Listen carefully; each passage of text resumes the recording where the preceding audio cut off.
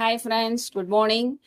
நம்ம காலையில் எழுந்தோடனே வேலையாக சமைக்க ஆரம்பிக்கிறச்ச குக்கரை தான் அடுப்பில் வைப்போம் இல்லைங்களா?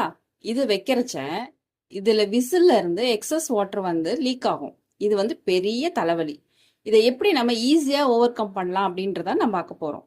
இப்போ விசில்ல இருந்து வர தண்ணி குக்கர் வழியாக வழிஞ்சு கேஸ் ஸ்டவ் எல்லாம் நமக்கு 2-3 வேலையை அதிகப்படுத்தும். இதை எப்படி நம்ம சமாளிக்கலாம் அப்படின்னு பார்த்தீங்கன்னா, எல்லார் வீட்லையுமே கேஸ் ஸ்டவ்ல ஒரு பிளேட் கொடுத்துருப்பாங்க. இது எல்லார் வீட்லையுமே அவைலபிள். இந்த பிளேட்டை டக்குன்னு இப்படி நம்ம வச்சிட்டோம்னா, நீங்க கவனிக்க வேண்டிய ஒரே விஷயம், சேஃப்டி வால்வை க்ளோஸ் பண்ணக்கூடாது. அதுதான் முக்கியம். ஸோ அந்த கேப்பை விட்டு இப்படி வச்சுட்டு ஸ்டீம் வந்த பிறகு விசில போட்டீங்கன்னா அந்த தண்ணி இந்த பிளேட்டுக்குள்ள மட்டும்தான் நிற்கும். இதை விட்டு வெளியில வரவே வராது.